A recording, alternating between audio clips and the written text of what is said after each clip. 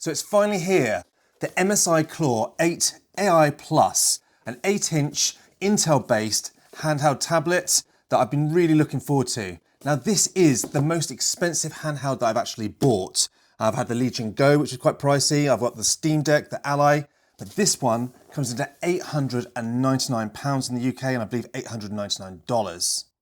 Now, but for that, you are getting the Intel Core Ultra 7 258V with 32GB of high-speed DDR5 RAM, a terabyte SSD and an 8-inch 120Hz display with variable refresh rate. So having tested these new Core Ultra chips on the laptops we've had in recently and seeing how well those ARC graphics do, I really wanted one as my day-to-day gaming handheld.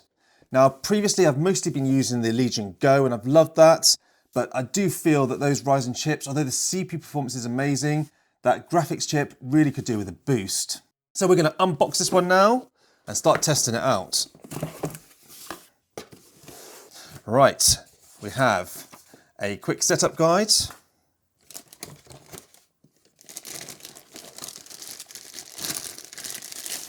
The Claw 8 AI Plus. Now, the one thing I'm not so keen on is this color scheme. So as you can see, it's obviously a black frame, but with some sort of, I don't know if it's supposed to be a sort of a gold or brown sort of color. It isn't my favorite, especially having recently tested the Legion Go S, which I think looks really classy in the white. This one just doesn't quite hit the spot for me, but it is the performance that counts, so hopefully I'm not going to care about the color. UK power supply. So as you can see, a 65-watt USB-C charger that plugs straight into your outlets. Obviously, my bulky UK head on it, you'll get your countries. Safety information. And lastly, what's this? Oh, just like the Legion Go S, we get a stunning cardboard cutout that you can make into a stand. Yeah, not going to use that one. Now, this is an £899 handheld. That's incredibly expensive. They can't even give you a carry case. Now, you get a Steam Deck for £350, £400. You get a lovely carry case. You get a Legion Go for about £600. You get a lovely carry case. But you spend this much money with MSI and you get nothing. And I think that's a real miss from MSI. Now, they do sell a carry case for this model, but sadly that isn't even available in the UK as I've pre-ordered this one. So I will try and get that later. But I think it's a real shame. I've instantly got no way of protecting this properly and carrying it around. So with that gripe out the way, let's take a look around the handheld. Now, as you can see here, quite a similar sort of style to the Legion Go S. We've got the two Hall effect sticks. We've got a D-pad, which does feel quite sharp, but I will test that out later. Now, if you've watched my Legion Go S video, you'll know I was pretty disappointed with the D-pad on there, and initial impressions, I think I might be a bit disappointed here as well. Now, you'll notice the buttons, you can't really see the characters very well on there. That's because they light up. And then we get our usual software and overlay keys, as well as your start buttons. And as we look down below, you see the bottom 5 speakers. We'll test that out in a little while. Now, when we move to the top, you'll see the power button, and that has a fingerprint reader in it, a little status light. We get a micro SD card slot and 2 Thunderbolt 4 ports. Now, this is something that I do like with the Intel chipset. You get the Thunderbolt 4, and although we do get USB 4 now on the modern sort of AMDs, I still think that Thunderbolt 4 gives incredible throughput, and I've got a lot of accessories to use for that one. As we move across, we get a headset jack and the volume rocker. And then on the either side of the top, we've got the buttons. They feel quite soft but tactile. Feel much better than the top buttons on the Legion Go S. And then the triggers, got a nice resistance to them. They feel pretty good. Moving to the back, you'll see we have the 2 buttons. And then we've got the intake for the 2-fan system with the venting all being blown straight out the top. So pretty much sort of classic styling. Now, the one thing we don't get with this model, there is no touch pads. I know that's going to be a big miss for certain people, especially if you're used to a Steam Deck with its useful dual touch pads. Nothing on here. Okay, so let's weigh this device because it does feel pretty chonky. So the unit is 796 grams. So it's a reasonable weight, but it is an 8-inch tablet. And 994 with the power supply, so the whole package is under a kilogram. That is quite heavy if you're used to sort of the Steam Deck and other lighter handhelds, but holding it, it feels comfortable in my hand and it doesn't feel too heavy. Obviously, if I'm doing some long-term game sessions, I may well update that, but so far, initial impressions, because it's so comfortable, I don't think that weight's going to be an issue. It certainly feels a bit heavier than the actual Legion Go S, which is also an 8-inch tablet. And it doesn't feel quite as rounded as comfortable as the Legion Go S. I mean, having reviewed this recently, I think this has got to be one of my most comfortable gaming handhelds that I've used. It's just so ergonomic, sort of around your sort of palms there. Feels great in your hands. So that is definitely my gold standard. This one, it's not quite as rounded. It feels a little bit more slippery, but it's still, you know, everything's easily accessible and you can easily get to the buttons. Right, with that out of the way, I think let's fire it up and start testing it. So I'm going to just quickly cut here so I don't bore you with that Windows setup procedure. Okay, so we're all up and running. I've got through about 10,000 Windows updates. That took me quite some time. Now, just to quickly show you, we have that fingerprint reader. Very responsive. I've used it a few times logging in through all the updates and it has been absolutely perfect. Much better than on the ROG Ally, which wasn't great for me. Now, as you can see straight away, we've got nice lighting around the left and right analog sticks. And then we've got a nice 8-inch, it's a 1200p IPS screen that's about 500 nits of brightness. So let's just quickly turn the brightness up on that screen so that we can see that. So the screen looks very good, same size as on the Legion Go S, and I think it's a great size for an actual handheld. The Legion Go was very slightly bigger at 8.8 inches, but I think 8 is a good middle ground. Now, sadly, it is only IPS, so if you're used to sort of the OLED switch, this is a bit of a downgrade because it doesn't beat that beautiful OLED display, but personally, I don't mind.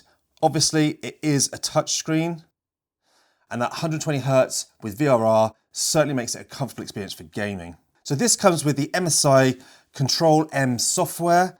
I have to be honest, so far, not my best software that I've had on any of these handhelds. Certainly think the Legion software is a lot better, and obviously the Steam Deck is, again, the gold standard when it comes to the actual integration with the device. We have a lot of wasted space on this screen. It's not easy to find anything. So if I want to then change my profile, it starts off with AI. You've got to then go into manual, and then change your TDP for your manual or your fan. And although it's great that you can change it, it's not as quick and easy to do on the fly as it is to do on, say, your Legion. Also, when you change it, I can't see anywhere that shows you that you're in a particular profile, like you've got the power button on the Legion Go. From here, we can also change it from a gamepad to a desktop mode. And the desktop mode is quite handy. You can then, once you're in desktop mode, use the analog stick to move the mouse buttons. That can be quite handy, especially as we don't have a touchpad. But again, being touchscreen, you might not necessarily need that anyway. Very quick and easy to change it between, so you can either have it desktop mode or gamepad mode. And then whichever one you're in, you can obviously reassign key mappings. There's obviously an update feature like you get in all these tablets. So straight into update, scan and get the latest drivers and firmwares. And you get your settings menu, which is very basic. Now from in here, you can change obviously the lighting for the actual around the sticks. There's no other lighting on the system other than the indicator light at the top, so it is just literally around the actual sticks themselves. We also get the hotkey. Now I must be honest, I had a bit of a problem with this initially. It wouldn't enable. It had me scratching my head for quite some time, especially having used the Steam and the Legion Go, where it's very, very responsive and always works. When I first started using this, it wouldn't come up. Then I realized it's actually tied in with the Microsoft Game Bar, and that's handy because you get obviously all the Game Bar and Xbox features in the actual button, but it does make it difficult when you first load up your machine. If there's an update outstanding for the Game Bar, this then won't launch. And that had me scratch my head for a while until I updated the Game Bar. Now it's working perfectly. Now from in here, we can obviously change the brightness, power settings.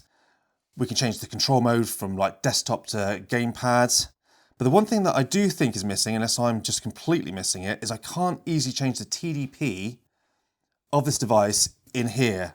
If I've missed it, please let me know in the comment section down below because I can't find it. I can change it from AI to endurance to manual, but I can't work out the TDP setting. Hopefully it's just something I've missed. But as I say, because it is obviously game bar, you can do a lot of your other bits and pieces, like capturing the actual screens, screenshots, other bits and pieces that you would do when you game bar. Now, I want to quickly just talk about the speakers because they are very impressive in this. So let's just do a quick sound sample of those. So speaker test of the Claw 8 AI Plus. I'm going to start at 40% volume.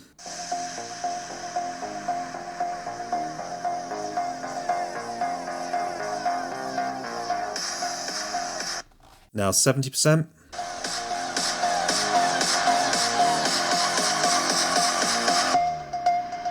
And then finally 100%.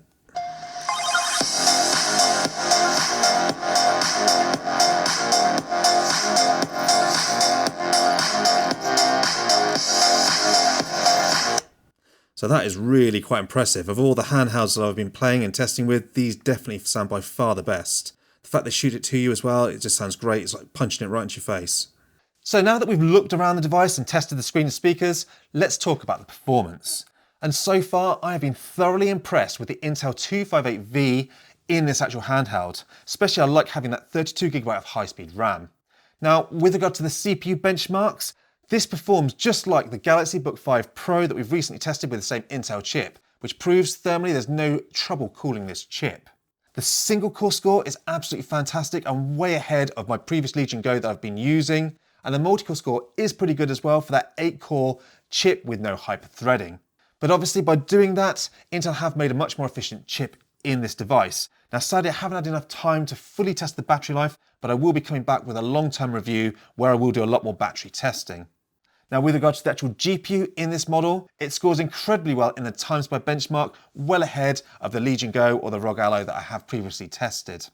Now when the Z2 Extreme chip comes out, it's going to be great to put it head to head, and I'm going to wonder who is going to win that battle. Maybe that Z2 Extreme is going to win, but for the moment, this is the most powerful Windows handheld that I've tested.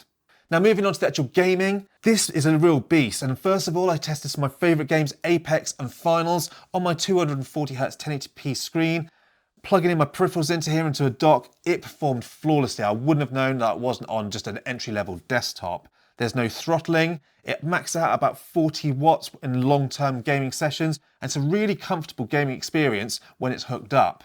Then moving to the handheld itself and running through a couple of benchmarks on here, we first tested Rise of the Tomb Raider on both this and my older Legion Go, and at the same settings, 800p high settings, this scored about 20% faster than my older Legion Go. That is quite an older game, so then we tested Cyberpunk, and I put this at its default 1200p resolution with a mix of medium-high settings and XeSS enabled, and got about 40 to 50 frames per second, which is more than playable on a handheld that's going to be right in front of you like this. Now with regards to the ergonomics, as I mentioned earlier on, this isn't the most comfortable device I've used, especially in this 8-inch class. It's quite heavy, and it's a little bit slippery. I didn't have any problems gaming on it, but having gamed on the Go S, moving to this, it certainly isn't quite as comfortable. But still, more than happy using it in long-term use. And one thing I did love, putting up Street Fighter on here, I was initially a bit concerned with this sharp D-pad. It's quite raised around the edges, but it works flawlessly. Now this is something I struggle with on this Go S, and people may have mocked my Street Fighter skills. I'm normally not too bad at Street Fighter, and the D-pad on this worked perfectly. I had no problems pulling off all my special moves. So if you are sort of a Street Fighter fan or a Mortal Kombat, whatever, this is a much better experience than the Go S that I've just tested, and certainly better also than the Legion Go. Now I still think the Steam Deck has got a fantastic D-pad, and I'll put this almost on par, though not as comfortable with those very high raised edges. Obviously with this 8-inch size as well, it did find it a little bit uncomfortable compared to the Steam Deck. It's much bigger in your hand, but I had no problem in long-term handheld gaming. So would I buy this device? Well, obviously, yes, I have actually bought this, and this is going to be for me. I am really impressed. I have been on the laptops, and I'm really impressed on the handheld market with these Intel chips. Now, I know there are some issues with some very older games, but so far in my experience, I've not had any games that haven't played on this, and I've played a few obscure titles so far, and AAA games have played extremely well, which is why I wanted this extra power of this 8 AI Plus handset. Well, there's my initial thoughts on the Claw 8 AI Plus. It is a fantastic device. It's very powerful, but it is £899 in the UK or $899. It's very expensive. But for me personally, it was worth it, and I have bought this for myself. I love these handhelds, and I wanted that extra power. Now, this is only a first impressions. I will be doing a full review, fully testing battery life and other games over the next couple of weeks, so make sure you're subscribed if you're not already. And we will also be testing Thunderbolt docks and other peripherals, so make sure you are subscribed if you want to see that content. As always, I'd love to know what you guys think. Would you consider buying one of these new claws? They are very expensive, but do you think it's worth buying this, or would you get the Go or the Ally at a reduced cost? Or are you going to wait for that new Go 2 or another Z2 Extreme chipset? Let me know in the comment section down below. I'd love to know what you guys think. Any questions also, pop that comment down below and I will get back to you. And lastly, thank you for watching.